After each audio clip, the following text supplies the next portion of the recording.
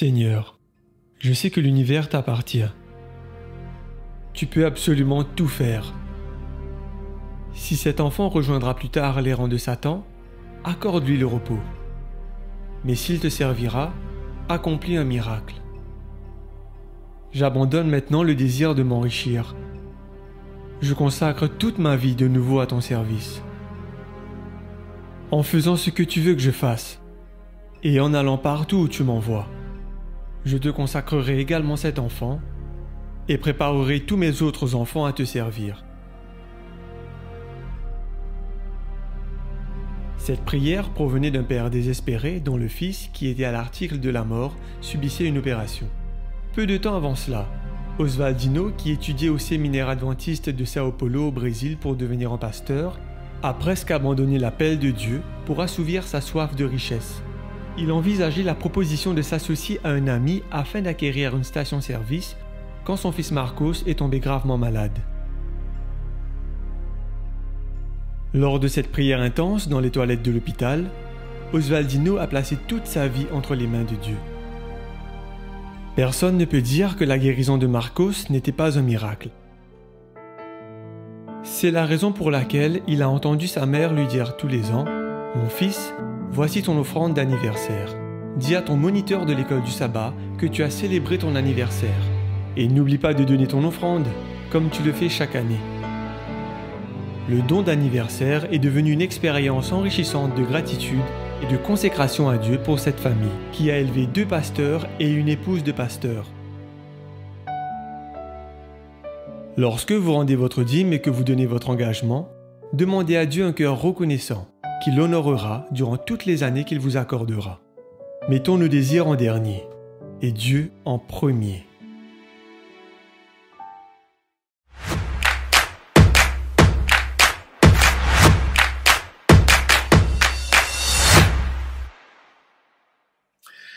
Chers amis internautes, bienvenue dans ce moment de culte et d'adoration, alors qu'il nous passe un moment dans la louange.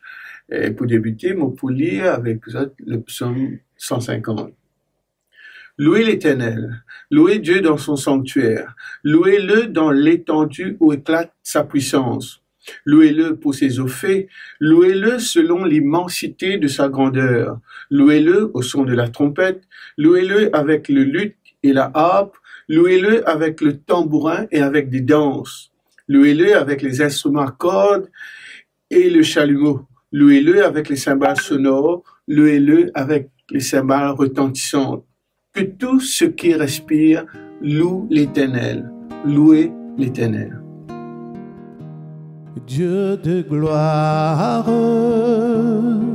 je t'adore. Ton nom s'élève en majesté. De mes lèvres, je célèbre ta victoire, ton règne, ton autorité. Digne-tu, agneau de Dieu.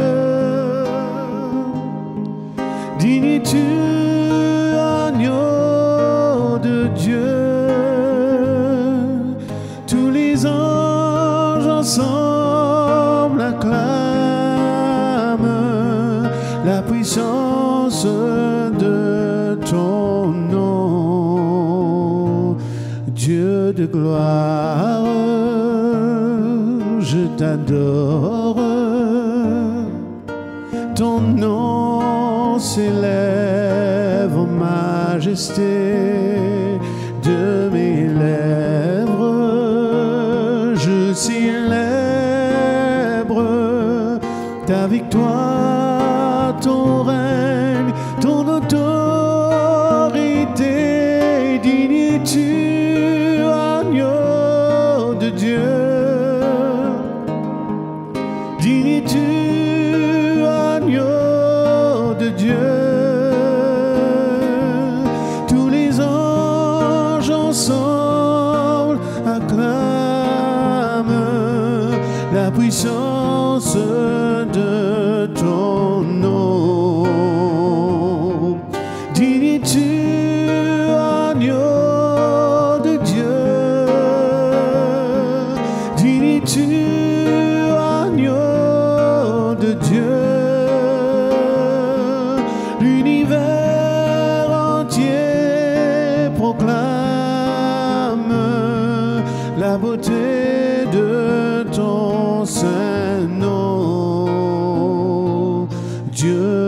de gloire. Alors que nous passons un moment maintenant dans la confession, la parole de Dieu dit à nous quelque chose dans la Genèse qu'au commencement Dieu créa. Et Dieu vit que tout était bon, tout était même très bon. Mais l'homme décide pour vivre sur la vie sans Dieu. Il décide pour suivre d'autres directives que celles que Dieu y met en place dans la vie. Et c'est là que on a le péché pour prendre place. Et vous connaissez bien que le salaire du péché, c'est la mort. Mais, un ennemi, heureusement. Mais le don gratuit, c'est la vie en Jésus-Christ, notre Sauveur. Nous pouvons passer un moment quand nous pouvons, dans la confession, quand nous pouvons dire à Dieu, voilà, on reconnaît que je suis un pécheur et que sans toi, la vie, il n'a aucun sens. Plonge-moi dans ta rivière d'amour. Plonge mon esprit dans les profondeurs de ta joie. Inonde le désert de mon âme par la douce pluie du ciel. Mon âme est rafraîchie quand ton onction m'envahit. Je suis restauré, guéri quand ton onction m'envahit. Plonge-moi dans ta rivière d'amour. Plonge mon esprit dans les profondeurs de ta joie. Inonde le désert de mon âme par la douce pluie du ciel. Mon âme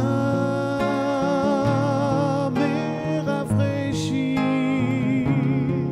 quand ton onction m'envahit. Je suis restauré, guéri quand ton onction m'envahit. Mon âme est rafraîchie quand ton onction m'envahit. Je suis restauré, guéri quand ton onction m'envahit.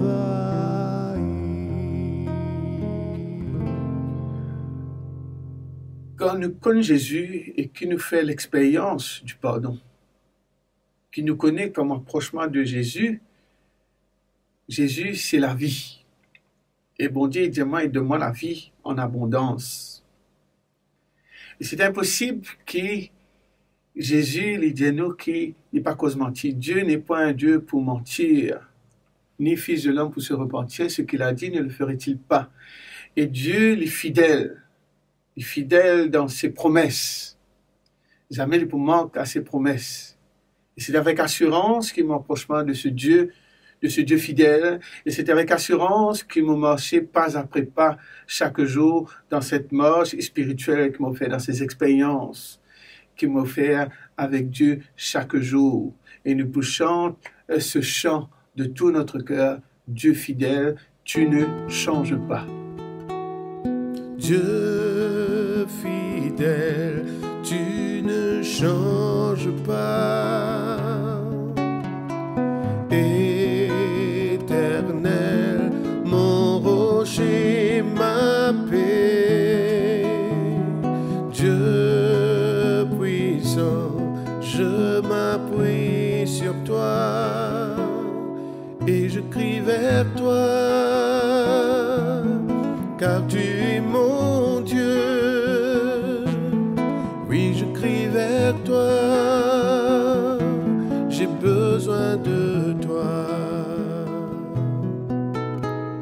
Dieu fidèle, tu ne changes pas. Éternel, mon rocher, ma paix. Dieu puissant, je m'appuie sur toi et je crie vers toi, car tu es mon Dieu. Oui, je crie vers toi, j'ai besoin de toi. Tu es mon roc au jour de la détresse, et si je tombe, tu me relèves. Dans la tempête, ton amour me ramène au port. Tu es mon seul espoir, Seigneur. Chers amis, ce matin, on a une bonne nouvelle pour vous. Et cette bonne nouvelle, vous connaissez mieux que moi. Jésus revient bientôt. Alors, nous besoin dans la joie, nous besoin dans l'allégresse de savoir que bientôt nous payons la case. Bientôt, Jésus peut venir. Et cette joie, je ne suis pas capable de garder pour moi. Je besoin laisse éclater cette joie. Faire du monde connaît, voilà. Et du monde pose moi la question, mais qui fait dans la joie comme ça? Alors quand nous peut le monde, nous peut trouver un avenir sombre, très sombre même. Et c'est le moment d'aller dire au monde entier que voilà, Jésus revient bientôt.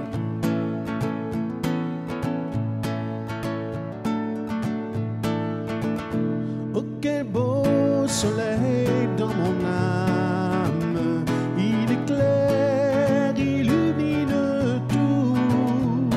À ses rayons, mon cœur s'enflamme et je vais chantant partout. Dans mon âme, un beau soleil brille, son rayon doux et joyeux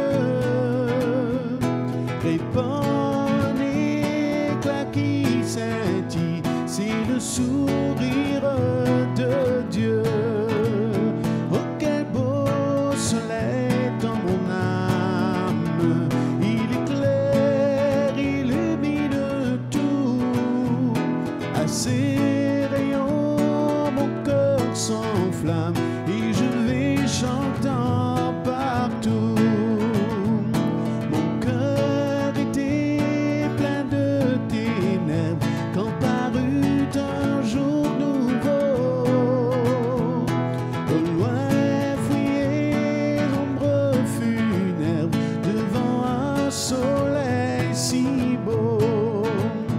Oh, quel beau soleil dans mon âme, il éclaire, illumine tout.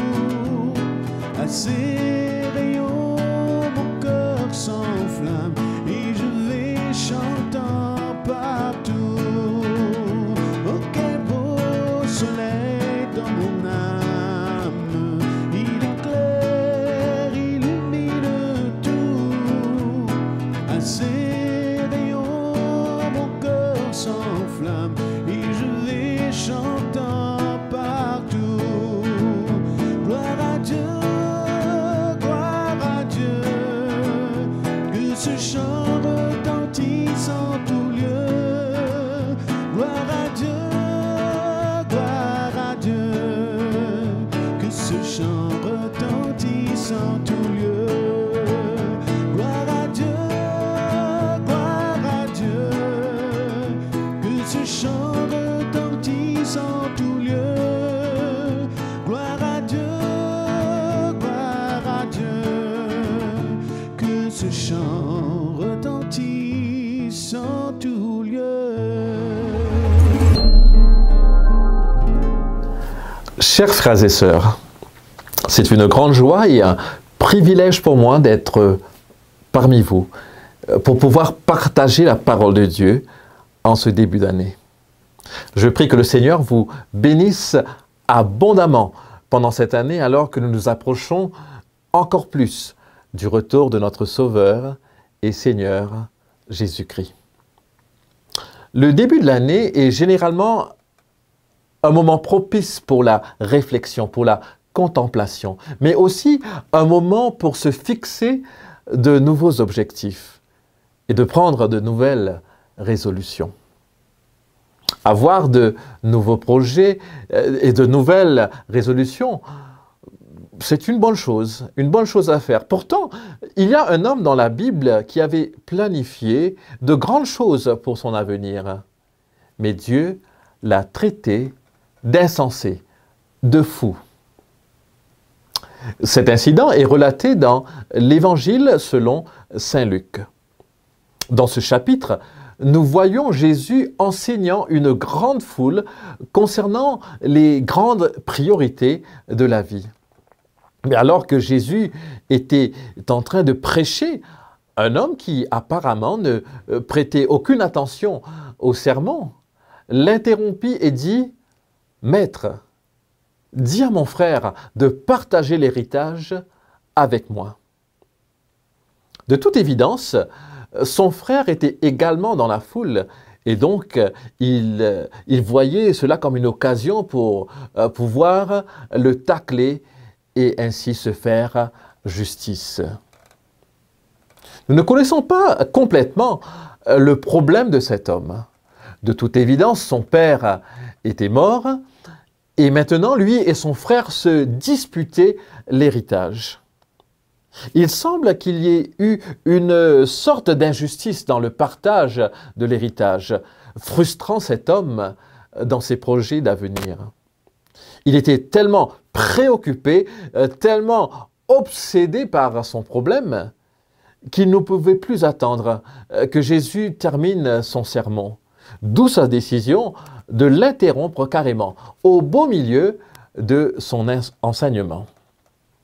Mais voici que Jésus refuse de se mêler à ce problème familial et lui répond au verset 14.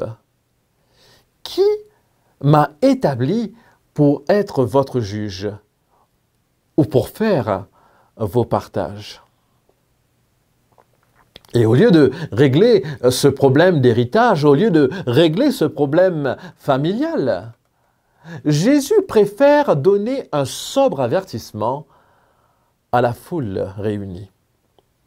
Au verset 15, nous lisons « Puis il leur dit, gardez-vous avec soin de toute soif de posséder, car la vie d'un homme ne dépend pas de ses biens, même s'il est dans l'abondance. » Pour illustrer son point, Jésus raconte l'histoire d'un homme qui avait gagné beaucoup d'argent.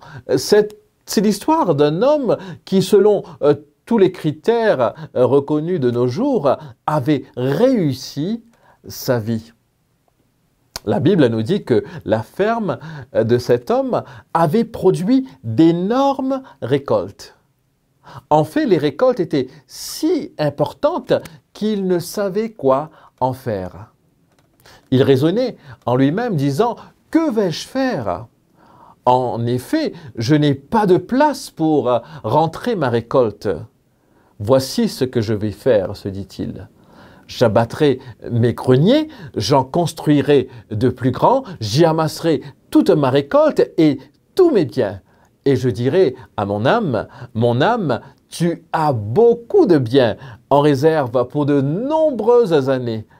Repose-toi, mange, bois et réjouis-toi. » Mais la parabole ne se termine pas avec cet homme déclarant sa grande réussite. Non, non, non, non.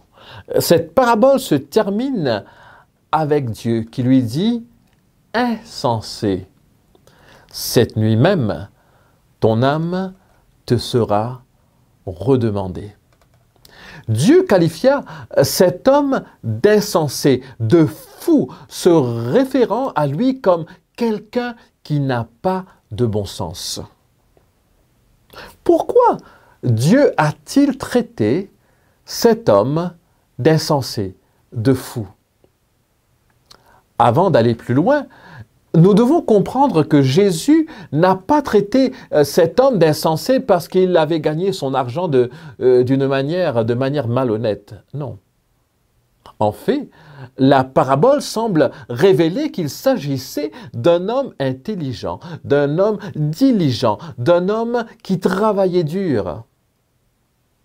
Nous devons également comprendre que Jésus n'a pas traité cet homme d'insensé parce qu'il était riche. En fait, il faut faire montre d'intelligence pour s'amasser une énorme fortune, n'est-ce pas? Alors pourquoi est-ce que Dieu a-t-il traité cet homme d'insensé? Je crois qu'il y a au moins 3 raisons pour lesquelles Jésus a traité cet homme de fou.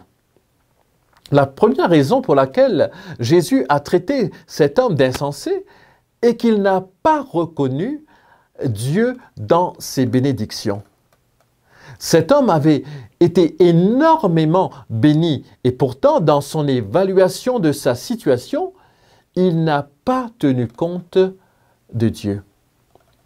Vous voyez, une chose dont les fermiers ont tendance à être très conscients, c'est que leur succès dépend d'une certaine manière de choses sur lesquelles ils n'ont que peu ou pas de contrôle, principalement la météo. Ils ne peuvent pas contrôler la pluie, ils ne peuvent pas contrôler le soleil ni la température.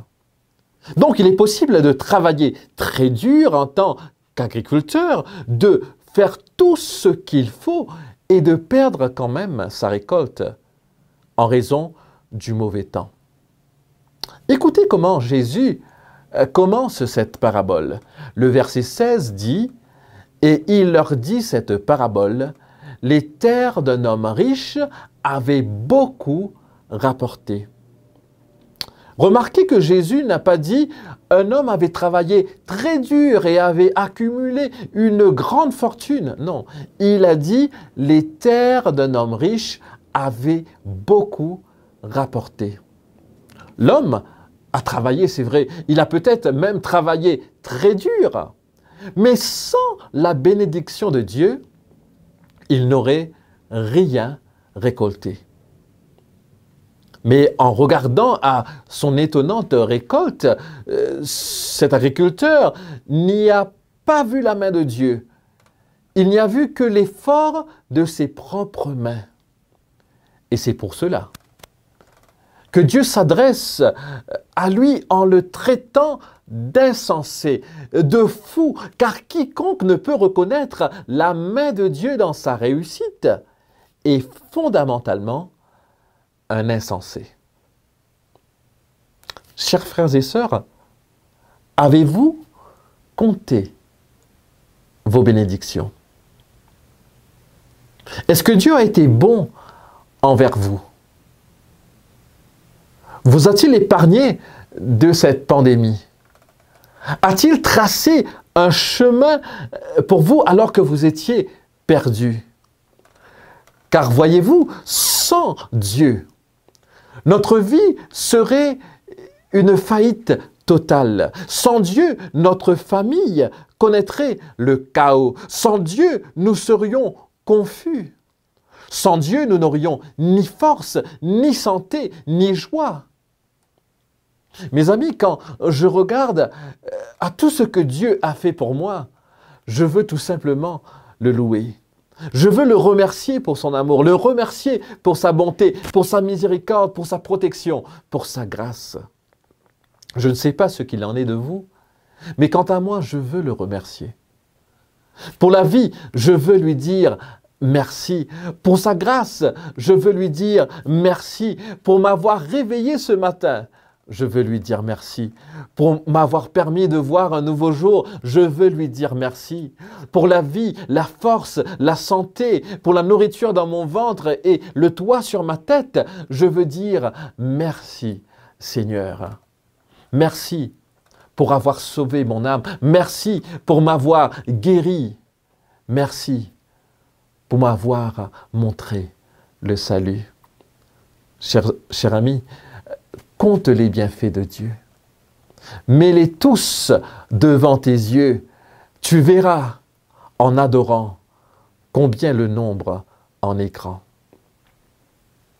Le problème avec cet homme, dans cette parabole, est qu'il ne reconnaissait pas la main de Dieu dans sa vie et ne pouvait donc pas apprécier ses bénédictions. Mes amis, je ne sais pas ce qu'il en est de vous, mais je ne veux pas être comme cet homme. En ce début d'année, je ne veux pas que Dieu me traite d'insensé ou de fou parce que j'oublie qu'il est la source de ma vie, qu'il est la source de mes bénédictions. Non, je veux lui être fidèle. Je veux être sage en reconnaissant Dieu comme étant la source de ma vie et la source de mes bénédictions. Revenons à la parabole. Pourquoi Jésus a-t-il traité cet homme d'insensé? Non seulement a-t-il traité cet homme d'insensé parce qu'il ne reconnut pas Dieu dans ses bénédictions, il l'a également traité d'insensé parce qu'il ne pouvait pas voir son prochain au milieu de ses biens. Après que la ferme de cet homme ait donné d'énormes récoltes, qu'a-t-il fait? Les versets 17 et 18 déclarent « Et il raisonnait en lui-même, disant « Que ferai-je? Car je n'ai pas de place pour serrer ma récolte. Voici, dit-il, ce que je ferai. J'abattrai mes greniers, j'en bâtirai de plus grands, j'y amasserai toute ma récolte et tous mes biens. » Chers amis, il n'y avait pas de mal dans son désir de construire de plus grands greniers. C'était à la fois sage et prudent. Le problème réside dans le fait que cet homme n'avait aucune pensée pour Dieu, aucune pensée pour les autres dans ses plans. Il ne vivait que pour lui-même. L'homme était tellement absorbé par lui-même qu'il ne pensait qu'à sa sécurité. Aucune pensée pour les autres, aucun sens de service, aucune envie d'aider qui que ce soit.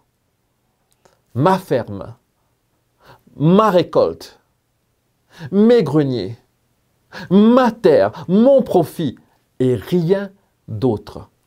C'était tout ce qui comptait pour lui.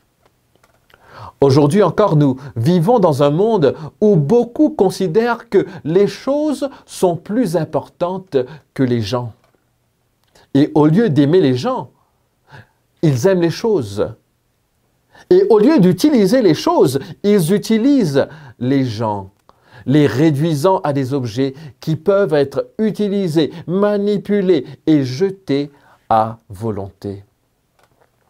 Mes amis, je ne sais pas pour vous, mais en ce début d'année, je ne veux pas que Dieu me traite d'insensé, de fou, parce que je ne me soucie pas des autres. Je veux être celui qui aide. Je veux que Dieu puisse m'aider ainsi à être généreux avec mon temps, être généreux avec mes biens, à être généreux dans mes relations.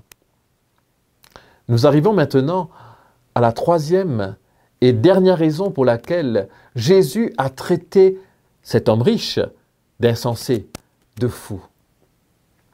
Non seulement cet homme ne pouvait reconnaître Dieu dans ses bénédictions et les autres au milieu de ses possessions, il ne pouvait pas non plus voir la mort au bout de sa propre vie.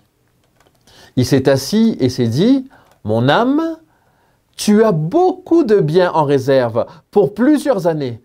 Repose-toi, mange, bois et réjouis-toi. » Cet homme avait une vision très limitée de la vie. Pour lui, une vie réussie se résumait à la sieste, à la consommation et aux réjouissances. Il faisait ses projets comme s'il était à l'abri de la mort. Le ciel ne semblait pas être une préoccupation pour lui. Non, Il ne vivait que pour cette terre. Il ne vivait que pour ce monde. Il ne vivait que pour lui-même. Cela me rappelle une histoire racontée par George Truett, un pasteur baptiste. George Truett avait été invité à dîner dans la maison d'un très riche Texan. Après le repas, l'hôte l'a conduit à un endroit où ils avaient une vision panoramique de sa propriété. Montrant du doigt les puits de pétrole qui ponctuaient le paysage, il se vanta. Il y a 25 ans de cela, je n'avais rien. Maintenant, aussi loin que vous pouvez voir, tout est à moi. Regardant dans la direction opposée ces champs de céréales à perte de vue, il dit « Tout ça, c'est à moi ». Se tournant vers l'est, vers d'immenses troupeaux de bétail, il ajouta « Ils sont tous à moi ». Puis, pointant le doigt vers l'ouest, à une magnifique forêt, il conclua « Ça aussi, c'est à moi ». Il fit une pause, s'attendant à ce que le pasteur Truett le complimente pour son grand succès. Pasteur Truett, cependant, plaçant une main sur l'épaule de l'homme et montrant le ciel de l'autre, dit tout simplement « Combien avez-vous dans cette direction ?» L'homme baissa la tête et avoua « Je n'y ai jamais pensé. » Mes amis, Dieu ne nous empêche pas de rêver en grand ou de réussir matériellement. Loin de là. Cependant, lorsque nous faisons nos projets, que ce soit dans les affaires, dans nos relations, dans notre vie personnelle, nous devons le faire en tenant compte de notre propre mortalité. Nous devons vivre avec le désir de l'éternité en vue. L'homme dans la parabole était riche. L'homme dans la parabole était quelqu'un qui, sans doute, travailla très dur. L'homme dans la parabole était sans doute un visionnaire. Il avait tout pour lui. Pourtant, il est passé à côté de ce qui était le plus important. Il ne s'intéressait pas à remercier Dieu pour ses bienfaits. Il n'avait aucune pensée pour son prochain. Et il vivait comme s'il était immortel. Cet homme pensait avoir un problème de stockage. Mais en réalité, il avait un problème spirituel. Il n'avait pas ses priorités en ordre. Ainsi, mes amis, je crois que cette parabole nous invite à vivre avec sagesse, en épousant les valeurs célestes.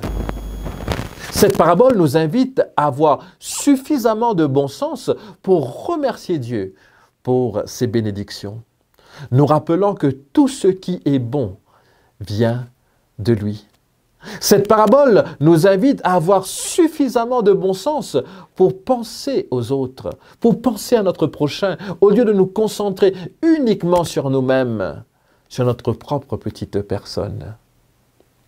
Cette parabole nous invite enfin à avoir suffisamment de bon sens pour reconnaître la brièveté de notre propre vie et de nous préparer pour l'éternité. Chers amis, en ce début d'année, je prie à ce que Dieu puisse nous donner le bon sens de faire ce qui est juste, de choisir ce qui est bien, de le chercher avant tout, de le laisser changer, transformer notre vie. Que ce début d'année nous aide à pouvoir vivre pour Dieu, vivre pour le ciel, vivre pour le retour de Jésus-Christ. Et c'est ainsi que je vous invite à faire de votre vie une réussite en focalisant votre attention sur Jésus-Christ, notre Sauveur et Seigneur. Prions ensemble. Éternel notre Dieu, nous te rendons grâce et te bénissons pour ta sainte parole et prions à ce que nous puissions avoir nos priorités en ordre, que par ta présence, que par ta grâce, par la puissance de ton esprit dans nos vies, nous puissions chercher ta face de tout notre cœur et vivre pour l'éternité. Nous te demandons toutes ces grâces au nom de Jésus-Christ. Amen.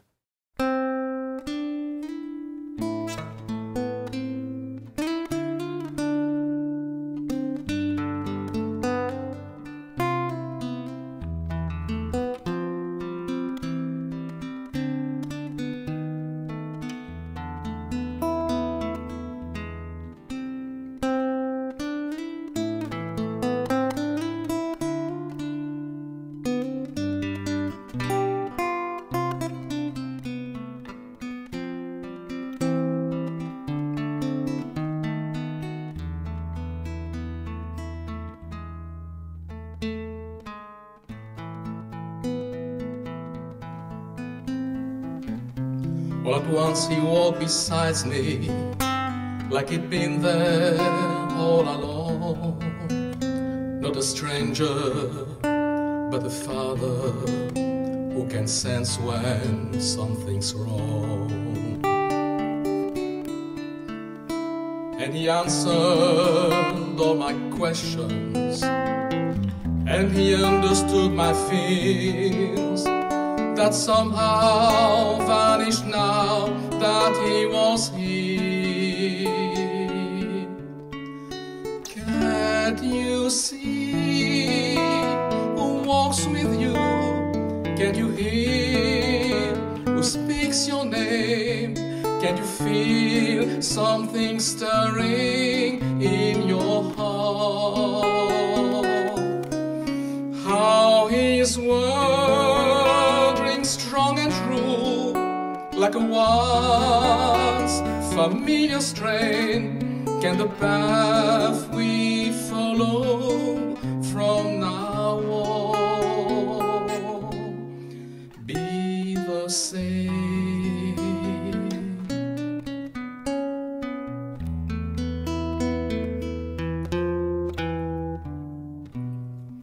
I couldn't bear from him to leave me, so I beg him, please to stay, spend the evening, a few moments before he went his way. Then like a host, he stood and blessed me, broke the bread and poured the wine. Then I knew there was something there I recognized. Yes, I can see who walks with me. I can hear who speaks my name. I can feel something stirring in my heart. How his words ring strong and true, like a once familiar strain. And I know I'll never be the same. I can see. And from that moment in time, I felt the emptiness subside, and all the wonders of creation shining through. And for the first time in my life, I really looked into his eyes and saw eternity, and suddenly I knew. Yes, I can see who walks with me. I can hear who speaks my name. I can feel something stirring in my heart. How his word rings strong and true, like a once familiar strain. And I know I'll never be the same. I can see.